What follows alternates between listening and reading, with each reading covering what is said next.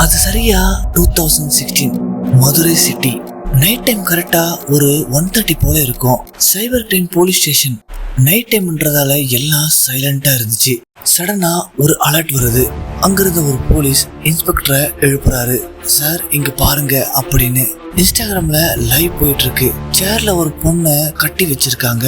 வாய டேப் போட்டு ஒட்டி இருக்காங்க. கண்ணுல பயம். அவ அழுதுட்டு இருக்கா. உடனே அங்கிருந்த போலீஸ் எல்லாம் அவளோட ஐடிய செக் பண்றாங்க. அவ யாரு என்னன்னு. அவ நேம் பாத்தீங்கன்னா நிஷா. நிஷாவோட ஏஜ் 24. சென்னையில ஒரு ஸ்மாலான influencer. Reels, fashion videos, brand promotion பண்ற ஒரு பொண்ணு. ஃபாலோவர்ஸ் அதிகமா இல்ல, ஆனா ட்ரீம் ரொம்ப பெருசு. அவளுக்கு ஒரு நாள் பிக் இன்ஃப்ளூயன்சர் ஆகணும்னு ஆசை. மிடில் கிளாஸ் ஃபேமிலியில பிறந்தவ.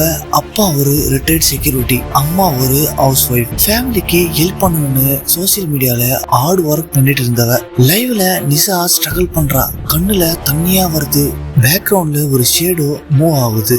பட் ஃபேஸ் தெரியல. கமெண்ட்ஸ்ல எல்லாரும் இது ஃபேக்கா இல்ல பிராங்கான்னு மெசேஜ் பண்ணிருக்காங்க. சடனா ஸ்கிரீன்ல ஒரு டெக்ஸ்ட் வருது. 10 மினிட்ஸ்னு ஒரு வாய்ஸ் லோவா. யோ போலீஸ், முடிஞ்சா கண்டுபிடிச்சி இவளை காப்பாத்திக்கணும் சொல்றான். போலீஸ் உடனே ஐபி அட்ரஸை ட்ரேஸ் பண்ண ட்ரை பண்றாங்க. சிக்னல் ஜம்ப் ஆகுது. ஃபைனலி லொகேஷனை லாக் பண்றாங்க. சிட்டியோட அவுட் சைட்ல இருக்க ஒரு ஃபேக்டரி. போலீஸ் உடனே அந்த பிளேஸுக்கு வேகமா கிளம்பி போறாங்க. ஏன்னா டைம் போயிட்டே இருக்கு. போலீஸ் அந்த பிளேஸுக்கு போன உடனே டோரை பிரேக் பண்ணி உள்ள போறாங்க. சேம் செட்டப், சேம் சேர், சேம் நிஷா. ஆனா அவ ஆல்ரெடி செத்து போயிட்டு இருந்தா. லைவ் இன்னும் போயிட்டு தான் இருக்கு. இன்ஸ்பெக்டர் அர்ஜுன் உறைஞ்சு போறாரு. அவருக்கு கன்ஃபியூஷன் ஆகுது. உடனே ஃபாரன்சிக் வந்து செக் பண்றாங்க.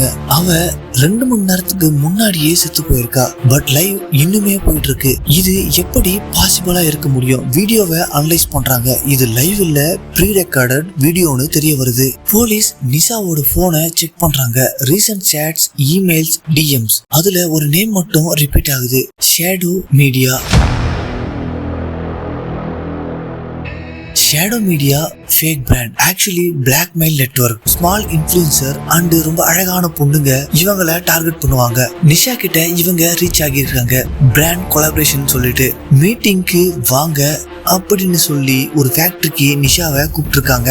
நிஷா அவங்கள நம்பி அங்க போயிருக்கா. அங்க வீடியோ எல்லாம் ரெக்கார்ட் பண்ணிருக்காங்க. ரெக்கார்டிங் முடிஞ்ச அப்புறம் அங்க இருந்த 3 பேரு நிஷா கிட்ட தப்பா நடந்துக்க ட்ரை பண்ணிருக்காங்க. நிஷா முடியாதுன்னு சொல்றா, சண்டை போடுறா. பட் அவனுங்க நிஷாவை அடிச்சு கொடுமைப்படுத்தி வீடியோ எடுத்துட்டு நிஷாவை அஃபியூஸ் பண்ணி அவளோட ஆர்கன்ஸ் எல்லாம் எடுத்திருக்கானுங்க.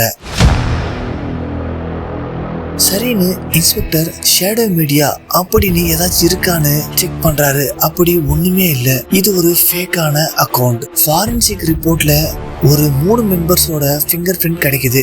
அதை வச்சு கொலை பண்ணவனுங்களை கண்டுபிடிச்சி அரெஸ்ட் பண்றாரு இன்ஸ்பெக்டர். இன்ஸ்பெக்டர் அர்ஜுன் அவனுங்களை பார்த்து ஒரு கொஸ்டின் கேட்கிறாரு. ஏன் லைவ் ஸ்ட்ரீம் பண்ணீங்க? அவன் சிரிக்கிறான். பீப்பிள் எல்லாருக்கும் லைவ் பாக்குறது மட்டும்தான் பிடிக்கும். ஹெல்ப் பண்ண யாரும் வர மாட்டாங்க அப்படின்னு சொல்றான். இன்ஸ்பெக்டர் கேக்குறாரு, நிஷாவோட ஆர்கன்ஸ் எல்லாம் எடுத்து என்ன பண்ணீங்கடான்னு.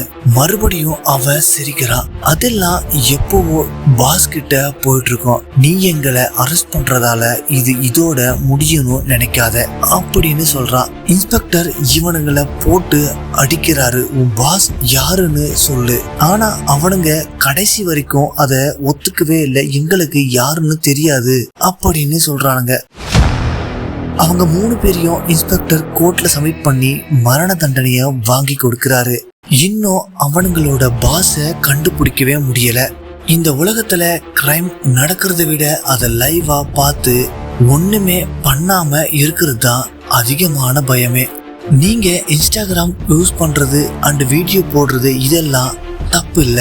உங்களுக்கு ஒரு கமிட்மெண்ட் கிடைக்கும் போது அதுக்கு பின்னாடி இருக்கிறது யாரு என்னன்றத விசாரிச்சுட்டு நீங்க கமிட்மெண்ட் எடுக்கணும். ஏன்னா திரைக்கு பின்னாடி இருக்க ஒரு பர்சனோட கேரக்டர் என்னன்னு நமக்கு தெரியாது. ஸோ எல்லாரும் பார்த்து பத்திரமா இருங்க. அடுத்த ஸ்டோரியில சந்திக்கிறேன். நான் உங்கள் அஸ்வின்.